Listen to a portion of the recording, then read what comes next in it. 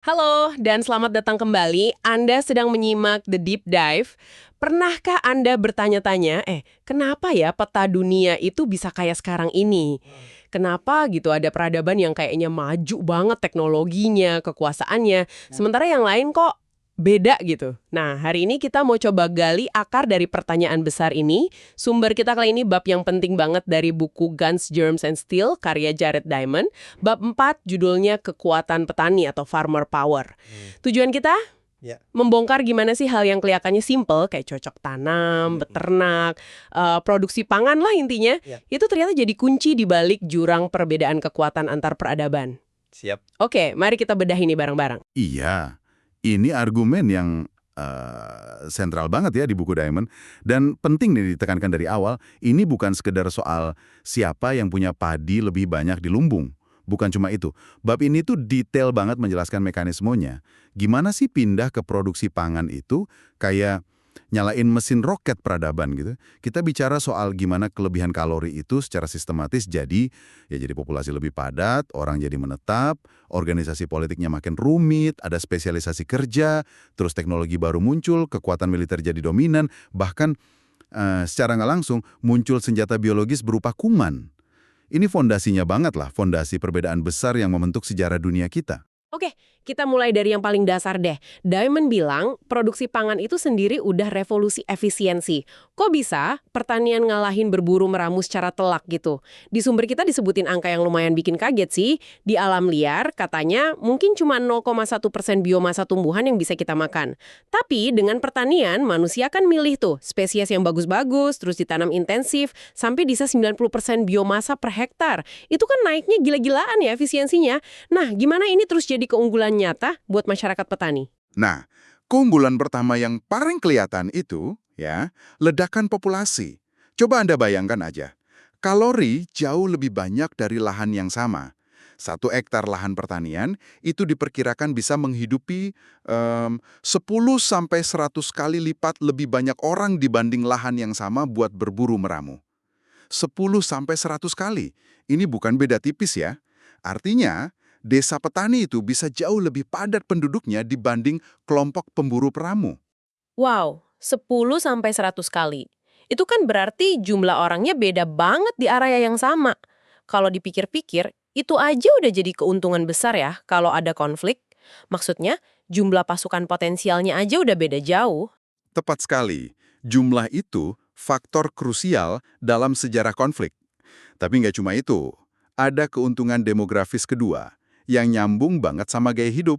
Petani itu kan ya karena harus ngurus ladang, mereka terpaksa hidup menetap. Gitu kan?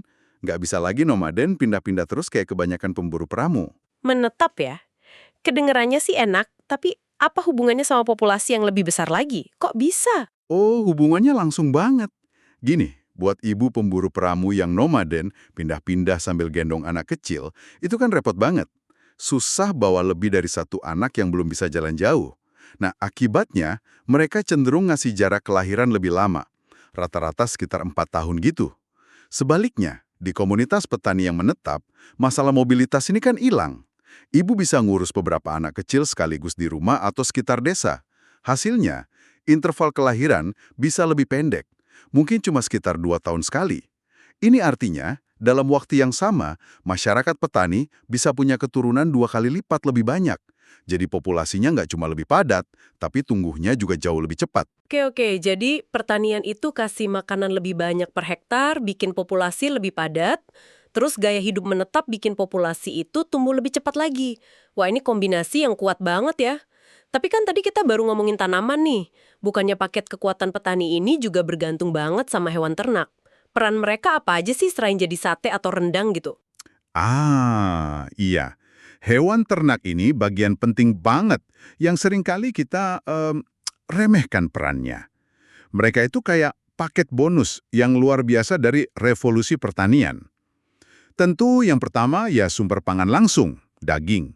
Tapi ini sebenarnya cara paling nggak efisien loh buat manfaatin ternak besar.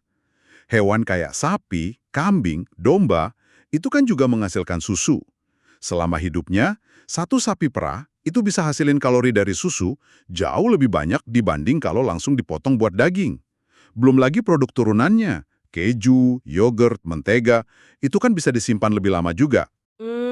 Menarik. Jadi beternak bukan cuma soal daging ya, tapi kayak punya pabrik susu berjalan gitu. Ada lagi nggak? Banyak. Kedua, peran mereka buat ningkatin produksi tanaman itu sendiri. Kotoran hewan itu kan pupuk alami yang, wah, berharga banget.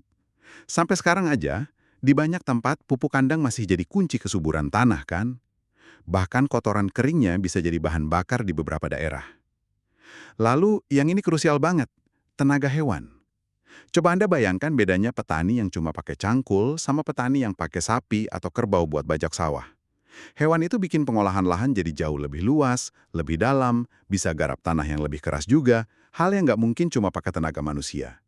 Ini kan melipat gandakan skala produksi pangan. Nah, kalau kita gabungin semua ini, kalori melimpah, populasi padat, dan tumbuh cepat, ditambah bantuan ternak, apa dampaknya ke struktur masyarakat? Nggak mungkin kan masyarakatnya tetap aja kayak kelompok kecil pemburu peramu? Sama sekali nggak mungkin. Dampak sosial ekonominya itu fundamental. Kuncinya ada di satu kata, surplus. Untuk pertama kalinya dalam sejarah, masyarakat bisa produksi makanan secara konsisten lebih dari yang dibutuhin sehari-hari. Ada kelebihan. Nah, surplus ini bisa disimpan, didistribusikan, dan yang paling penting bisa dikumpulkan oleh semacam otoritas pusat, kepala suku atau raja gitu, lewat upeti atau pajak. Surplus ya. Jadi karena ada makanan lebih yang bisa disimpan dan dikontrol, nggak semua orang harus ke sawah lagi dong. Tepat. Ini titik baliknya. Ini yang bikin munculnya spesialisasi pekerjaan. Ketika makanan pokok udah dijamin sama sebagian orang, petani, sebagian lainnya bisa bebas dari tugas bertani buat ngelakuin hal lain. Mereka bisa jadi tentara penuh waktu, jadi birokrat ngurusin administrasi, jadi pendeta, mimpin ritual, jadi pengrajin bikin alat canggih, senjata, perhiasan, tembikar. Pembagian kerja ini fondasinya masyarakat kompleks. Oh, jadi dari surplus pangan muncul tentara, pejabat, pendeta, pengrajin. Artinya masyarakatnya jadi lebih terstruktur gitu? Lebih hierarkis? Benar sekali. Dari kelompok pemburu peramu yang cenderung kecil dan egaliter, surplus pangan ini memungkinkan evolusi ke struktur sosial yang lebih besar dan kompleks. Kayak chiefdom, masyarakat yang dipimpin kepala suku yang punya otoritas beneran, sampai akhirnya jadi kingdom atau kerajaan. Kerajaan kan punya pemerintahan terpusat, birokrasi, hukum tertulis, pajak. Nah, struktur politik yang terpusat dan kompleks ini jauh lebih efektif buat ngatur sumber daya, bangun proyek besar kayak irigasi, dam, dan yang relevan sama tema kita, ya buat perang penaklukan yang terorganisir. Selain struktur sosial, paket pertanian sama peternakan ini nyediain bahan baku buat teknologi lain juga nggak sih? Tentu saja, jangan lupa, tanaman dan hewan itu bukan cuma makanan, tapi juga sumber bahan baku industri. Serat dari tanaman, kayak kapas, linen, atau dari hewan kayak wol domba, sutra, itu kan jadi bahan dasar tekstil. Buat pakaian, kebutuhan lain. Kulit hewan itu vital banget buat pakaian, sepatu, perisai, tali temali. Tulang dan tanduk bisa jadi macam-macam alat atau hiasan. Bahkan tanaman kayak labu botol itu sengaja dibudidayakan buat jadi wadah. Ketersediaan bahan baku ini jelas mendorong inovasi teknologi kerajinan. Oke, kita udah lihat nih gimana produksi pangan bangun populasi besar, masyarakat kompleks, teknologi dasar.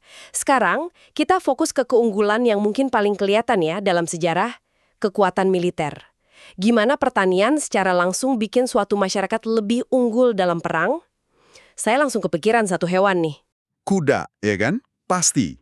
Domestikasi kuda, terutama di padang rumput Eurasia, itu salah satu kartu as terbesar dari paket pertanian peternakan ini kalau bicara soal militer. Diamond bahkan bilang, kuda itu jeep dan tank Sherman-nya zaman kuno. Kenapa? Karena kuda ngasih keuntungan revolusioner di medan perang. Keuntungannya apa aja, Mang? Kecepatan ya? Kecepatan salah satunya, jelas. Pasukan berkuda bisa gerak jauh lebih cepat dari infanteri. Bisa nyerang mendadak, manuver ngepung, ngejar musuh jadi efektif. Tapi bukan cuma itu. Bertempur dari atas kuda itu kan posisinya lebih tinggi, lebih stabil. Nambah jangkauan serangan, kekuatan pukul juga. Dan jangan remehkan efek psikologisnya. Pasukan jalan kaki kalau berhadapan sama gempuran kavaleri makhluk besar, cepat berisik seringnya udah keder duluan. Apalagi kalau mereka belum pernah lihat kuda sebelumnya. Masuk akal sih. Ada contoh sejarah spesifik nggak yang menunjukin dampak dahsyat kuda ini? Wah, sejarah penuh contoh. Mungkin yang paling terkenal ya penaklukan Aztec dan Inca oleh sedikit konkuistador Spanyol, pimpinan Cortés dan Pizarro. Kuda itu salah satu faktor kunci keunggulan mereka lawan pasukan pribumi yang jumlahnya jauh lebih banyak. Kalau mundur lagi, ekspansi penutur bahasa Indo-Eropa dari stepa Ukraina sekitar 4000 SM itu diduga kuat karena mereka udah kuasai kuda.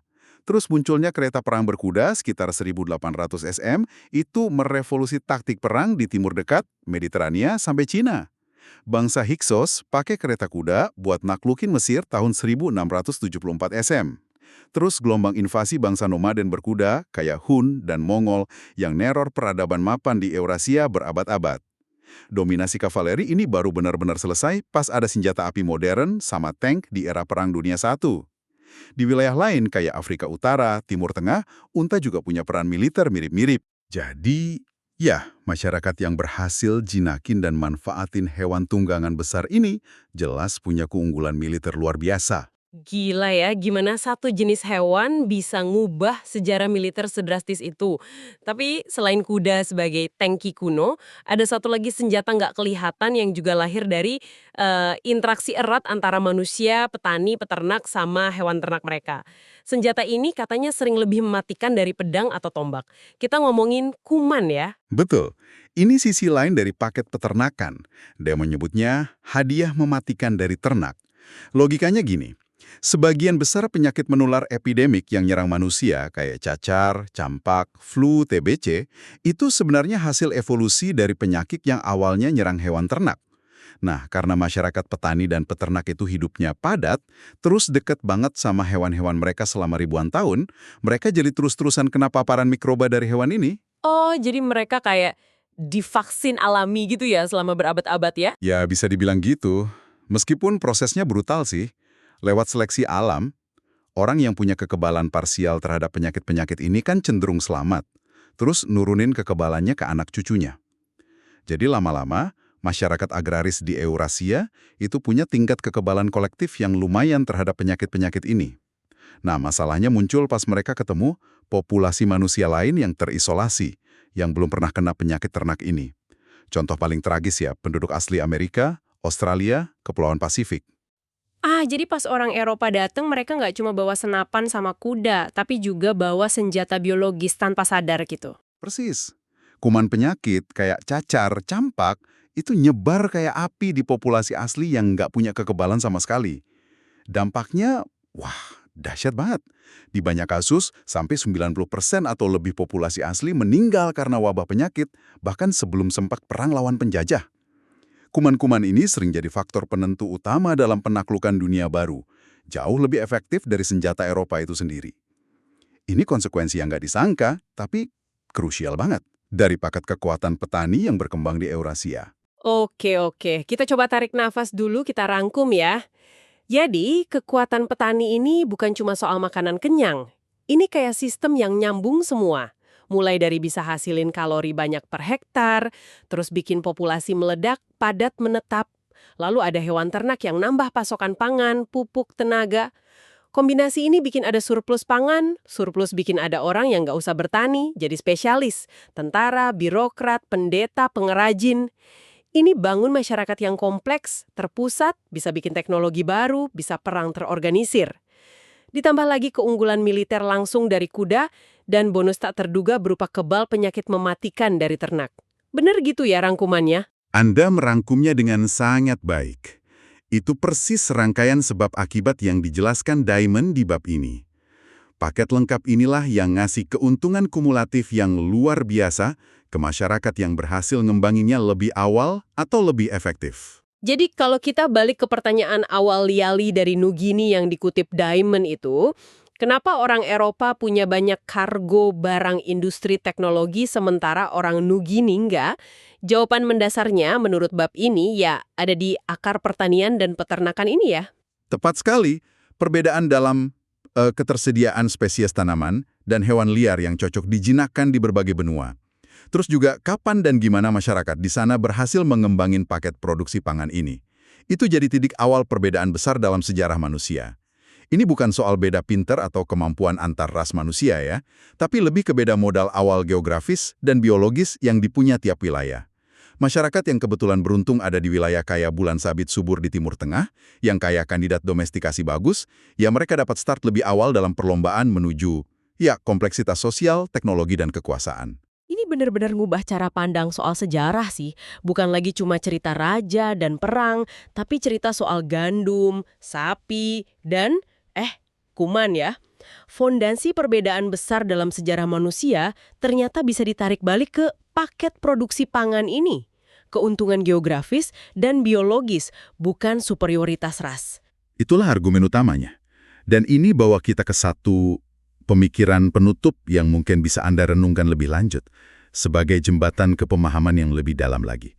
Kalau paket tanaman dan hewan yang bisa didomestikasi ini sebegitu fundamentalnya, terus gimana nasib peradaban yang muncul di wilayah geografis yang, katakanlah, kurang beruntung? Wilayah yang secara alami nggak punya banyak spesies liar yang cocok jadi tanaman pokok tinggi kalori atau hewan ternak besar multifungsi. Apakah sejarah mereka, dalam skala besar, udah sedikit banyak ditakdirkan gitu oleh keterbatasan lingkungan biogeografis mereka? Wah, pertanyaan yang cukup menantang ya. Apa geografi beneran bisa jadi semacam takdir buat peradaban? Nah, ini salah satu implikasi besar dari argumen Damon yang menghubungkan kondisi lingkungan sama jalur sejarah jangka panjang. Sebuah pertanyaan besar yang layak direnungkan tentang hubungan antara manusia, lingkungan, dan, ya, perkembangan peradaban. Sesuatu untuk Anda pikirkan setelah sesi kita ini berakhir. Pertanyaan yang dalam dan pastinya bikin mikir lagi nih. Terima kasih banyak sudah memandu kami menyelami inti dari kekuatan petani ini. Dan tentu saja terima kasih kepada Anda yang sudah menyimak. Sampai jumpa di The Deep Dive berikutnya.